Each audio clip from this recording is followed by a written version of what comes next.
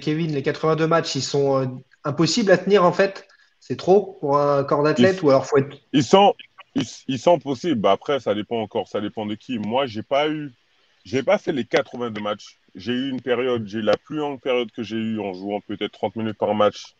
C'était en 2012 où j'ai enchaîné peut-être 36 matchs d'affilée où je jouais vraiment 30 minutes et j'avais un vrai rôle dans l'équipe. Et après chaque match, c'est un enfer. Tu cherches tous les moyens possibles pour récupérer. Tu cherches que ce soit entre les bains froids, les bains chauds. Tu cherches, tu vas essayer de dormir plus tôt. Tu cherches, mais ton corps est vraiment fatigué. Et c'est vrai que ces mecs-là, honnêtement, alors, je fais quand même, bon, 2 m 5, 130 kilos.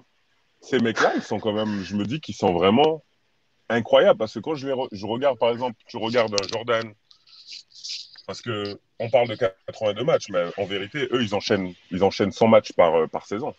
Que ce soit Tony, parce qu'avec les playoffs, si tu vas tout au bout de la finale, c'est pratiquement 100 matchs, tu as plus de 100 matchs. Donc tu dis que vraiment, les mecs, ils chaînent et être capables d'en plus de porter leur équipe et de. C'est vraiment dur. Et c'est quelque chose que moi, j'ai fait. J'ai pas fait les 82, mais même 30 Mais avec. t'avais pas les ventouses et t'avais pas Ben Illouz dans ton camp. J'avais pas les vents, tout c'est vrai, mais après, ça reste quand même dur. Après, en NBA, il y a vraiment, on se rend pas compte du professionnalisme des joueurs en fait, et on se rend pas compte que on les voit juste jouer, mais on voit pas en fait. Il y a entre la muscu pour la musculation pour maintenir ton corps et quand on enchaîne l'alimentation, avoir un chef et tout ça, c'est vrai que ça compte. Et c'est vrai que ces mecs-là, c'est là où tu peux que les respecter. Ils ont un certain niveau de discipline, ils ont réussi à s'élever un certain niveau d'exigence que beaucoup, je veux dire même 95% et même des athlètes de haut niveau n'ont pas forcément. Et c'est vrai qu'ils arrivent à pousser dans tout, être capable de manger bien tous les jours, pendant toute une saison, d'avoir ton chef, d'enchaîner les séances et de vraiment tout faire. Avec les soins, LeBron, il investit 1 million, presque à 2 millions sur son corps. Il faut vraiment, c'est incroyable.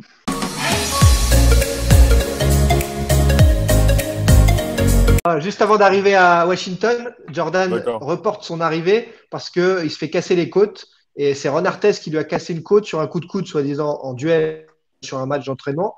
Et certains ont dit non, non, c'était une bagarre dans les coulisses. Tu crois à cette version? Moi, j'y crois, c'est possible, mais non, mais Meta World Peace, en même temps, c'est quand je l'ai vu mettre, bon, je sais pas, je pense qu'on l'a tous vu quand il met le coup de coude à James Harden dans le coup.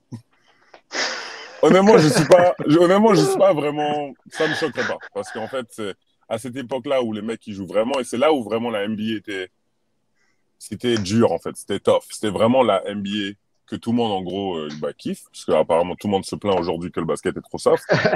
Et c'est vrai que à cette époque-là, les mecs, c'était vraiment, s'ils disent, écoute, je t'attends à la fin du vestiaire, je sais que je sais que ça va vraiment être ça. Ouais. Aujourd'hui, tout le monde parle, mais vraiment personne va vraiment se battre ou personne va aller à ce stade-là. Tout le monde a peur de prendre une amende, tout le monde a peur de si. Bon, la NBA aussi est très strict sur ça. Donc, à l'époque, je sais que c'était vraiment, les mecs, s'ils disent ils vont le faire, ils vont le faire. Je sais qu'ils vont venir après toi. Donc, du coup, ça me choquerait pas du tout. Honnêtement, ça me choquerait pas que Ron Artest, ouais, il lui a fait Il y a ça. une question pour toi, d'Alex. Kevin, est-ce qu'il s'est déjà bagarré sur les parquets? T'es un grand bagarreur ou pas? Ça m'est arrivé plusieurs fois. Après, je te cache pas, bon, que je faisais partie jusqu'à aujourd'hui, si j'étais en NBA, je pense que je ferais partie des plus costauds et des plus grands. Donc c'est vrai que ça. Après, il y a déjà eu quelques altercations dans les vestiaires, ou que ce soit avec John Wall ou plusieurs. Donc du coup, c'est vrai. Mais après, Ah, surtout quand t'es étranger. Ah, quand ça devenait intéressant. ouais.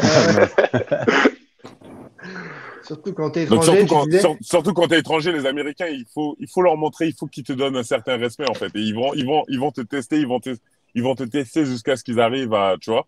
Et si tu Ouais, réponds pas et tu montres pas que à un certain moment t'as du répondant, que t'es capable, que tu mérites d'être là et que c'est pas parce que tu viens de l'étranger, c'est pas parce que t'es français ou c'est pas parce que t'es européen que, en gros, tu vois, t'es inférieur à eux, ils vont j'espère. te Ouais. marcher dessus, tu vois. Donc c'est sûr que moi j'ai eu plusieurs altercations. Après sur le terrain, j'en ai eu vraiment deux.